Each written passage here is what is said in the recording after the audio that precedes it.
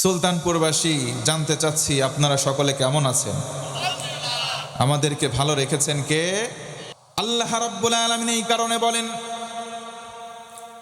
কেউ যদি বলে আল্লাহ তুমি আমার রব, আল্লাহ তুমি আমার সব, সুম্মাস্তাকামু, এই কথা বলবার পর অটল অবিচল থাকে, আল্লাহ বলেন দুইটা পুরস্কার নগদেই দিয়ে দেব। পড়ুন সুবহানাল্লাহ। নাম্বার 1, 1 নম্বর পুরস্কার হলো, মানুষ একদিন মারা যাবে। ওই মারা যাওয়ার সময় অন্তিম লগ্নে রহমতের ফেরেশতা তার কাছে পাঠিয়ে দেওয়া হবে। আরেকবার পড়েন সুবহানাল্লাহ। এবার বলুন তো ভাইরা আমার, আমরা একদিন মারা যাব, এই মারা যাওয়ার ব্যাপারে কারো কোনো সন্দেহ বা দ্বিমত আছে নাকি? কখন মারা যাব কেউ জানি, কিন্তু মারা যাবে এটা ধ্রুব সত্য। আল্লাহ রাব্বুল আলামিন বলেন, যখন তোমার মৃত্যুর আজাল চলে আসবে, ইযা জাআ আজালুহুম লা ইস্তাখিরুনা সাআতাও ওয়ালা ইস্তাকদিমুন।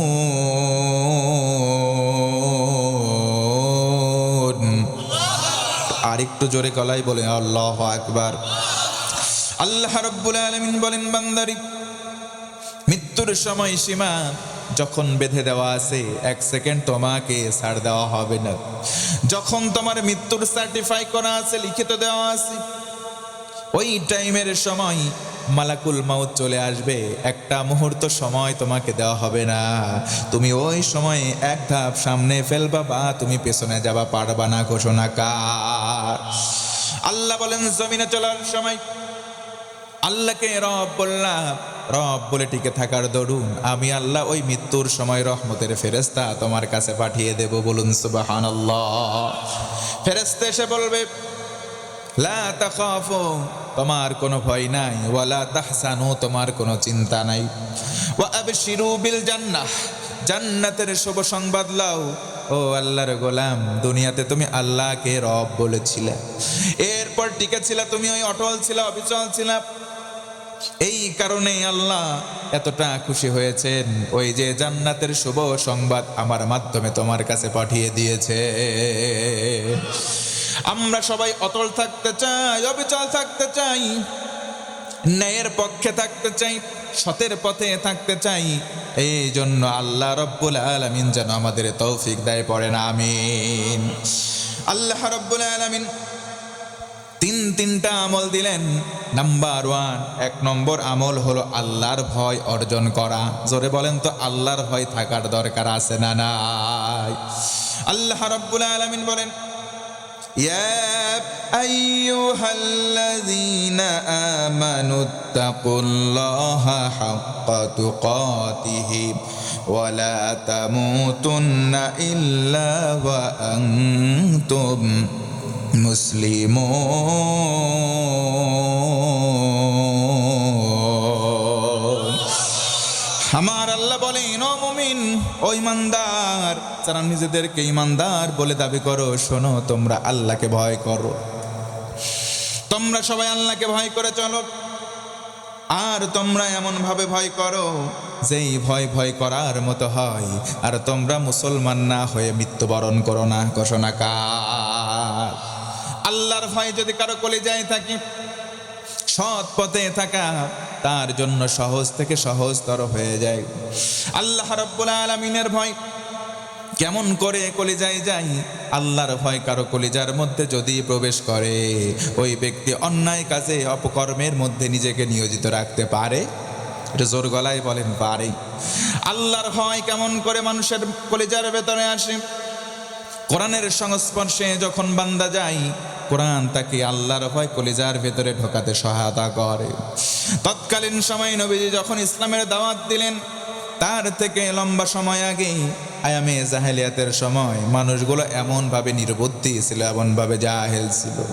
প্রকৃতপক্ষে তারা জাহেল নয়, প্রকৃতপক্ষে তারা একবারে অজ্ঞান নয়, তারা জ্ঞানী ছিল, কিন্তু তাদের কাছে কোরআনের জ্ঞান ছিল না। কোরআনের জ্ঞান না থাকাতে তাদেরকে জাহেলিয়া বলা হয়েছে। ও মুসলমান, জানতে চাই, যারা জানে আর যারা জানে না তারা কি সমান হতে পারে? আওয়াজ দিয়ে বলেন তো পারে? আল্লাহ রাব্বুল আলামিন বলেন, قل هل يستوي الذين يعلمون والذين لا يعلمون।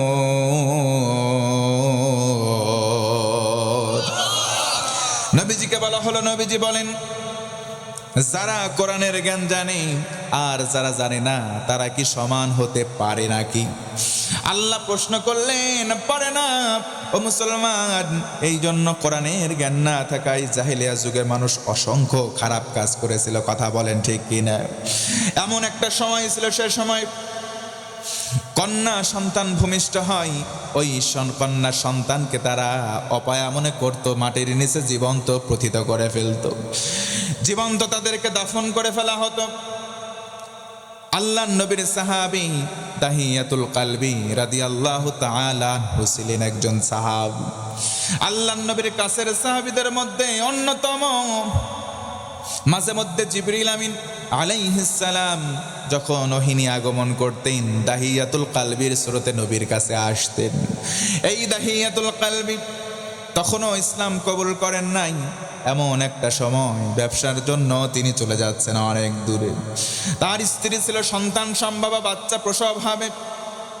স্ত্রীকে আদেশ দেয়, ও আমার স্ত্রী শোনো, আমি তো ব্যবসার কাজে চলে যাচ্ছি, আসতে লম্বা সময় লেগে যাবে।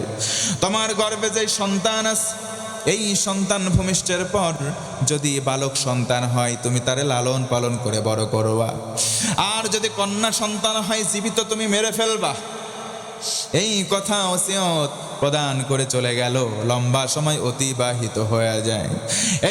এর ভিতরে তার সন্তান ভূমিষ্ঠ হয়ে গেল। আল্লাহর ইশারায় সন্তান, কন্যা সন্তান ভূমিষ্ঠ হয়, কিন্তু মায়ের মন তো আর মারে না। নিজের সন্তান, কলিজা শিরাধন, নারী শিরাধনকে তিনি হত্যা না করে ছোট্টবেলা থেকে লালন পালন করা শুরু করলেন। জোরে কোন আল্লাহু আকবার। সন্তানটাকে লালন পালন শুরু করে দেওয়া হলো।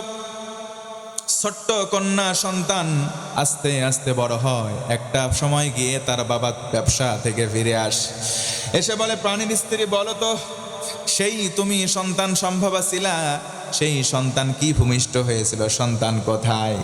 বলে সন্তান হয়েছিল, কন্যা সন্তান মেরে ফেলেছে, কিন্তু মারে নাই, পাশেই আছে। এমতো অবস্থায় বলল, স্বামী আমার আসেন বসেন, খেদমত করলেন, খাওয়া দাওয়া করালেন। খাওয়া দাওয়া করানো শেষ, ছোট্ট একটা মেয়ে পাশের থেকে এসে তার মাথাটা নেড়ে দেয় আর আব্বা আব্বা করে ডাকে। সুবহানাল্লাহ কোন। এই যে আদর, এই যে সোহাগ দেখার পর লোকটার ভেতরে এমন উদয় হলো, ভালোবাসা মহাব্বত পয়দা হলো। বউকে ডেকে বলে, বউ আমার, আমি না মনে করতাম অপয়া হয় মেয়ের বাবা হলে, কিন্তু এই মেয়ের বাবা কতই না সৌভাগ্যবান। এমন একটা মেয়ে যদি আমার থাকতো কতই না ভালো হতো। পড়েন সুবহানাল্লাহ। এবার স্ত্রী জিজ্ঞাসা করলো, এমন মেয়ের সন্ধান আপনি যদি এমন মেয়ের সন্ধান পেয়ে আপনার মেয়ে হয়, তাহলে আপনার মনের অনুভূতিটা একটু আমাকে বলেন। তখন দাহিয়াতুল কালবি বললেন, বউ আমার শোনো, ও আমার স্ত্রী, এমন সন্তান যদি আমার হয় আমার কতই না সৌভাগ্য হবে। পড়েন সুবহানাল্লাহ। স্ত্রী যখন অভয় হয়ে গেল, ডেকে বলে, প্রাণের স্বামী, এই কন্যা সন্তানটাই আপনার ঔরসজাত সন্তান। সন্তান ভূমিষ্ঠ হওয়ার পর আমি তারে হত্যা করি নাই, তারে আমি লালন পালন করে বড় করেছি। সুবহানাল্লাহ। এবার তো তেলে বেগুনে জ্বলে ওঠে। চিন্তা করলো, হারে এই সন্তান হয়েছে, এলাকার মধ্যে আমি মুখ দেখাতে পারবো না, কারণ আমি হলাম কন্যা সন্তানের বাবা।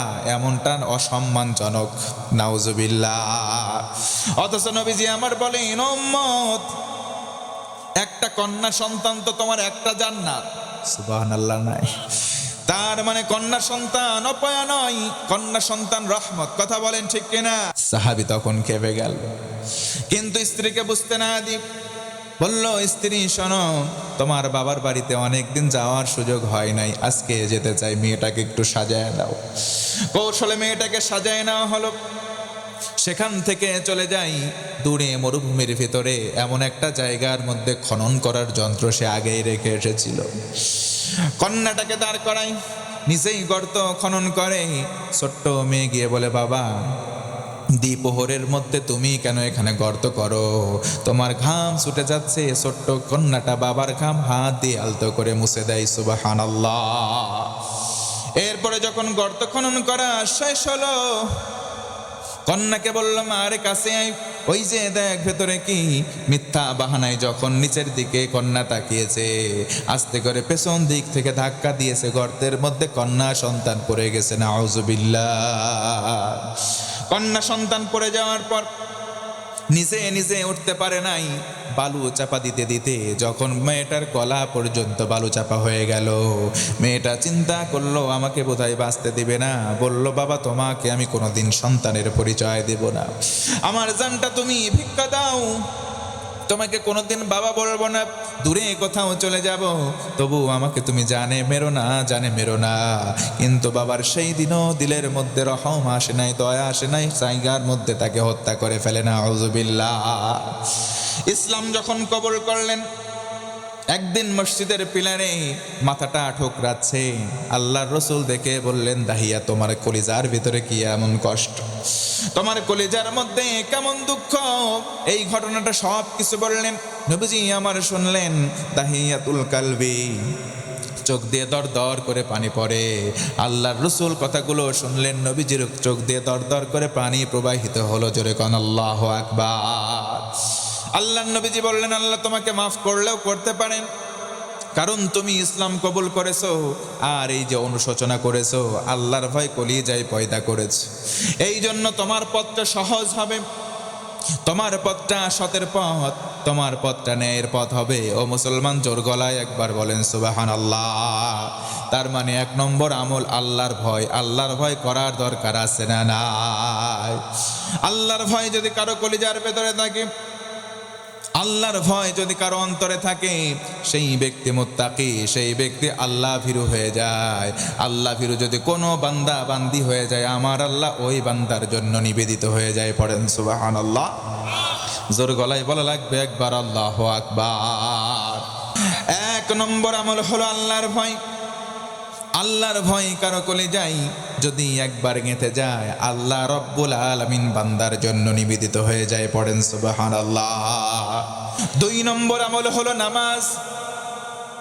দৈনন্দিন জীবনে নামাজ, একটু আওয়াজ করে বলেন তো কয় ওয়াক্ত পড়া লাগে? আরো জোরে বলেন। কিন্তু 5 ওয়াক্ত নামাজ আমরা অনেকে পড়ি না।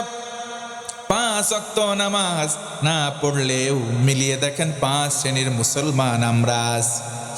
1 নম্বর হলো শুকুর আলী মুসল্লি। সারা সপ্তাহ নামাজ নাই, শুক্রবারে শুধু মসজিদে যায়, এমন শুকুর আলী মুসল্লি 2-1টা সুলতানপুরে আছে না নাই? 2 নম্বর হলো রমজান আলী মুসল্লি।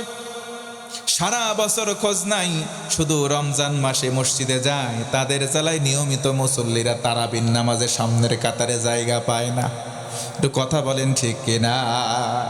তাদের নাম রমজান আলী। 3 নম্বর বরাত আলী। এই মুসল্লিরা সবে বরাতের রাতে এক মসজিদে যায়, সিন্নি নিয়ে যে শেষ হয়ে যায়, দৌড় দিয়ে আর এক মসজিদে যায়। কথা কয় ঠিক কিনা? 3 নম্বর হয়ে গেল। 4 নম্বর হলো কদর আলী। সবে কদরের রাতে যাই। আর 5 নম্বর হলো ঈদ আলী। 2 ঈদের নামাজে যায়, সারা বছর নামাজ নাই, এমন মুসল্লি আছে না নাই? ফি জান্নাতি ইয়াতাসাআলুনা আনিল মুজরিমিন মা সালাকাকুম ফি সাকার قالوا لم نك من المصلين।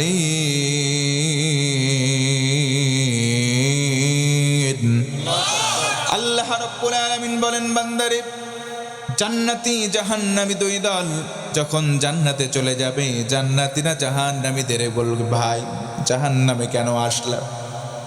তারা বলবে, লাম নাকু মিনাল মুসাল্লিন, জমিনে নামাজ পড়তাম না।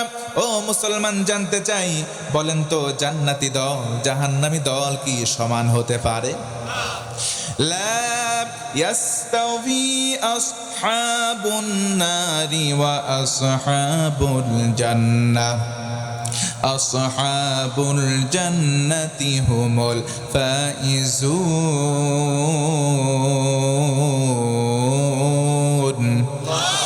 আমার জান্নাতি আর জাহান্নামী দুই দল সমান নয়।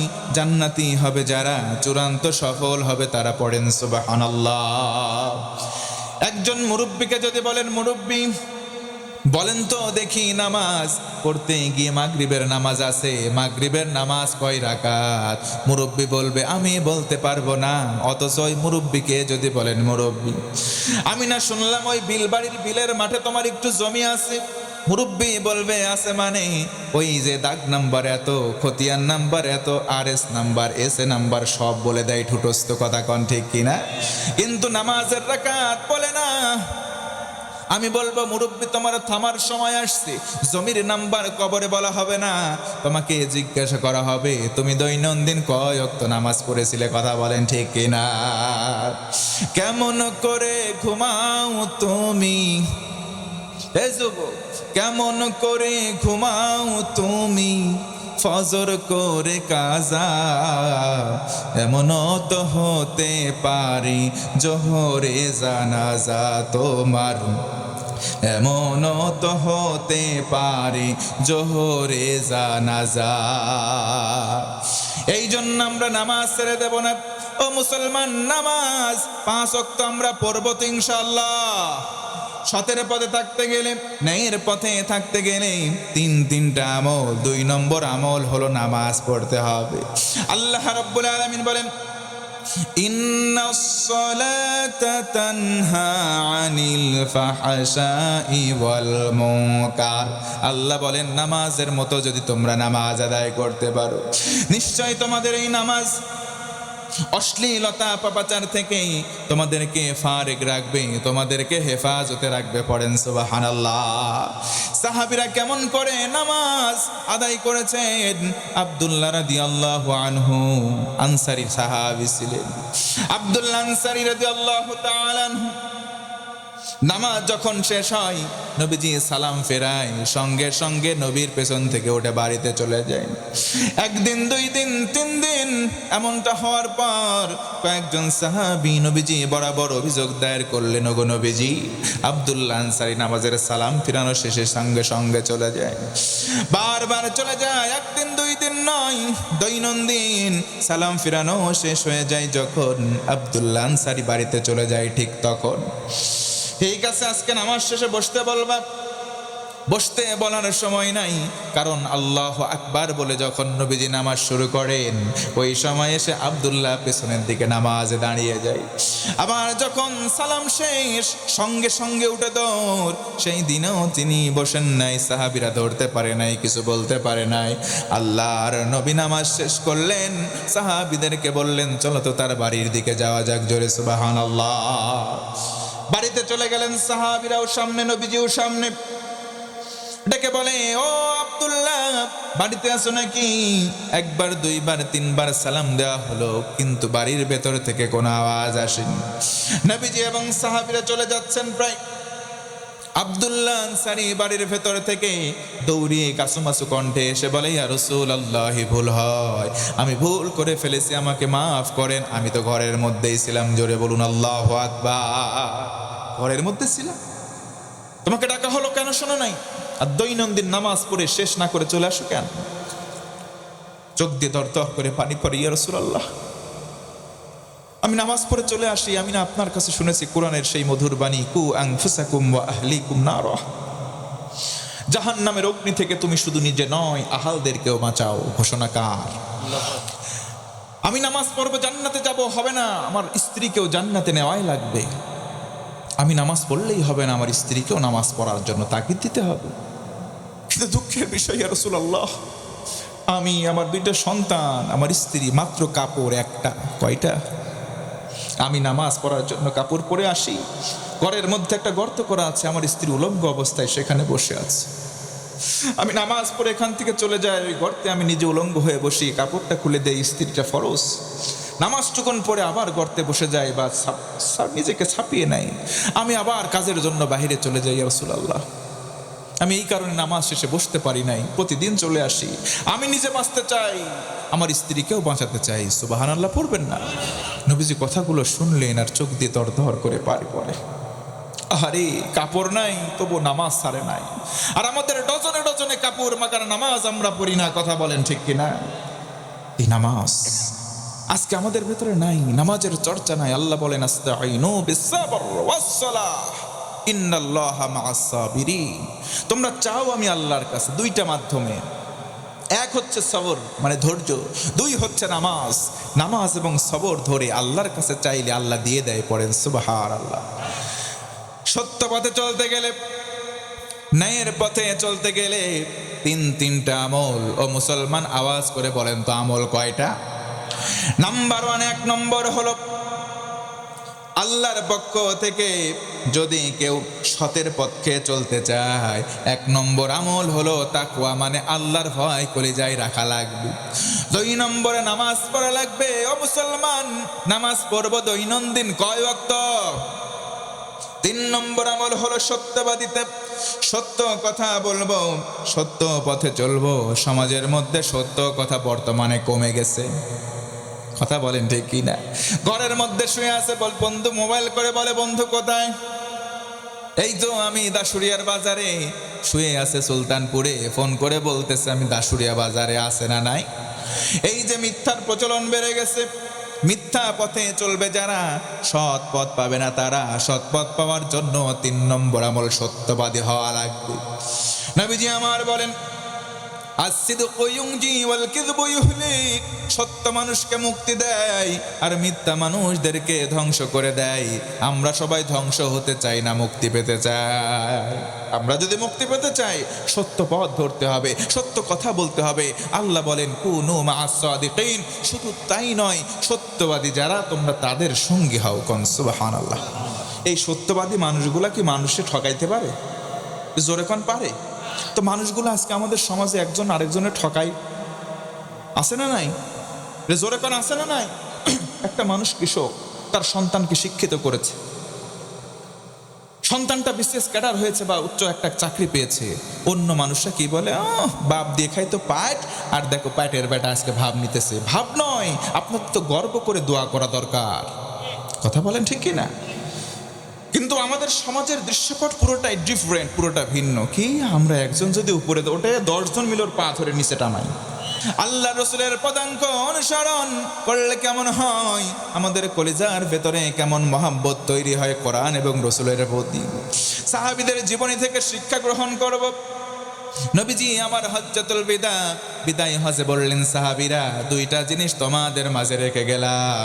তারাকতু ফীকুম আমরাইন। 2টা জিনিস রেখে গেলাম। একটা হলো কিতাবুল্লাহ, একটা হলো আল্লাহর কিতাব মানে হলো কোরআন। 2 হলো আমার সুন্নাত, নবীজির কাছে রেখে যাওয়া, নবীজি সাহাবীদের কাছে রেখে যাওয়া 2টা আমানত। একটা হলো কোরআন, একটা হলো সুন্নাত। এই 2টা জিনিস কেউ যদি আঁকড়ে ধরতে পারে, আল্লাহ রসুল বলেন যদি আঁকড়ে ধরতে পারো মারির দাঁত দিয়ে শক্ত করে ধরার মতো, লাং তাদিল্লু, কশ্চিন কালেও তোমরা পথ হারা হয়ে যাবে না। পড়েন সুবহানাল্লাহ। এমনি ভাবে পথ আঁকড়ে ধরেছিল সাহাবীরা।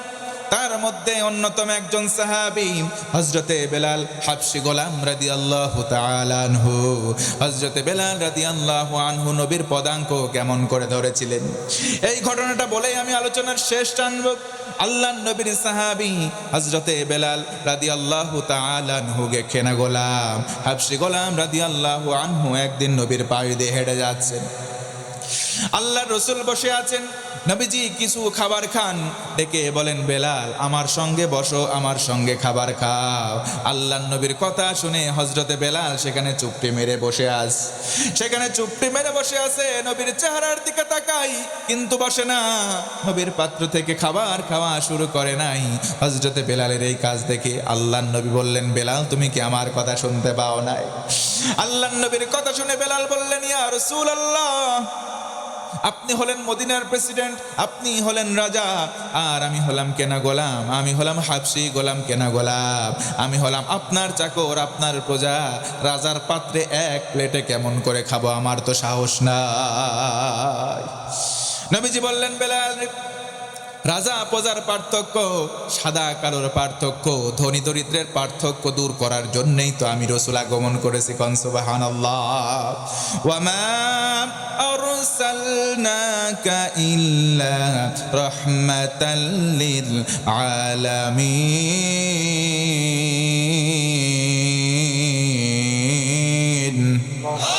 জোরে বলা লাগবে আল্লাহু আকবার।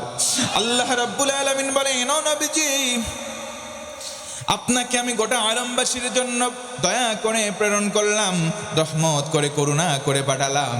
অতএব আমার ভাইয়েরা, রাসূলুল্লাহ সাল্লাল্লাহু আলাইহি ওয়াসাল্লামের পদাঙ্ক অনুসরণ করা আমাদের জন্য আবশ্যিক। কথা বলেন ঠিক কিনা? আল্লাহর রাসূলের সাহাবী হযরতে বেলাল রাদিয়াল্লাহু আনহু নবীজি যখন ওফাত বরণ করলেন, আল্লাহর নবীর ভালোবাসায় তিনি সেইখানে আর অবস্থান করলেন না। হযরতে বেলাল বললেন, ও ভাই শোনো, যেই জায়গায় আমার নবী নাই, আমি বেলাল সেই জায়গার মধ্যে থাকবো না। আমি বেলাল সেখানে থাকবো না। চলে গেলেন দামেস্ক। দামেস্কে যাওয়ার পর লম্বা সময়, প্রায় 1 বছর হতে চলে। একদিন হঠাৎ স্বপ্ন যোগে নবীজি এসে বলে, বেলাল, ও বেলাল, আমাকে তুমি ভুলে গেছো নাকি? কতদিন হয়ে গেল তুমি মদিনায় আসো না। চিৎকার করে কোন আল্লাহু আকবার। আল্লাহর রাসূল বলেন, উম্মত শোনো, আমি রাসূলকে যে সরাসরি চোখে দেখবে, সে তো যদি ঈমান আনে জান্নাতে প্রবেশ করবে। আমি রাসূলকে স্বপ্নে যদি কেউ দেখে, সে যেন সরাসরি আমি রাসূলকে দেখলো, কারণ শয়তান আমি রাসূলের আকার ধারণ করতে পারে না। আমরা যদি রাসূলকে স্বপ্নযোগে একবার দেখি, আমাদের জন্য শাফাত সহজ হবে ভাই। এই জন্য বেশি বেশি দুরূদ শরীফ পাঠ করার চেষ্টা করবো ইনশাআল্লাহ। হযরতে বেলালের ঘুমটা ভেঙে গেল, হুড়মুড় করে উঠলেন। আহারে, আমার নবী স্বপ্নে এসে আমার সঙ্গে দেখা দিয়েছে, আমি দামেস্কে আর থাকবো না, একটা বারের জন্য হলেও মদিনায় যেতে চাই। পড়েন সুবহানাল্লাহ। মনোযোগ আছে আপনাদের? আরেকটু চালাবো। হযরতে বেলাল চলে গেলেন মদিনায়। হাঁটতে হাঁটতে লম্বা সময় অতিবাহিত হয়। এমন সময় তিনি মদিনার মধ্যে পৌঁছালেন। সাহাবায়ে কেরাম সব বসা আছেন। হযরতে বেলালকে দেখলেন, ডেকে বলে, সাইয়েদনা বেলাল, ওই দেখো আমাদের নেতা বেলাল ফিরে এসেছে। বেলাল ফিরে এসেছে। বেলাল, আহলান ওয়া সাহলান। বেলাল, তোমাকে সুস্বাগতম। কোন সুবহানাল্লাহ। ও বেলাল, তুমি যখন এসেই পড়েছো। বেলাল শোনো, এখন তো আজানের ওয়াক্ত হয়ে গেছে। তুমি না নবীর মুয়াজ্জিন। আজকে আমাদের হামলি রিকোয়েস্ট হয়েও আমরা তোমার কাছে একটা অনুরোধ করব, আজকের আজানটা তুমি তোমার জবান দিয়ে প্রদান করো। হযরতে বেলাল বললেন, এটা অসম্ভব ব্যাপার, আমি আজান দিতে পারবো না। হযরতে আবু বকর, ওমর, ওসমান, আলী রাদিয়াল্লাহু আনহু সহ সব সাহাবায়ে কেরাম যারা উপস্থিত ছিলেন একসঙ্গে আসলেন। সবাই অনুরোধ করেন, কিন্তু বেলাল রাজি হন না। আল্লাহু আকবার। বেলাল বলেন, ও সাহাবীরা, আমার ভাইয়েরা শোনো, যেই জায়গার মধ্যে নবী নাই, আমি বেলাল সেখানে আজান দিতে পারবো না। কারণ আমি আজান দিতে পারবো না, আমার রাসূল ইমাম, আমি ছিলাম মুয়াজ্জিন। ইমাম যেখানে নাই, মুয়াজ্জিন সেখানে আজান দিতে পারবে না। কোন আল্লাহু আকবার। আরো জোরে চিৎকার দিয়ে একবার বলা লাগবে আল্লাহু আকবার। হযরতে বেলাল আজান দিতে অসম্মতি জ্ঞাপন করলেন। এবার সাহাবীদের একাংশ বলল, চলে যাও, চলো হাসান হুসাইন।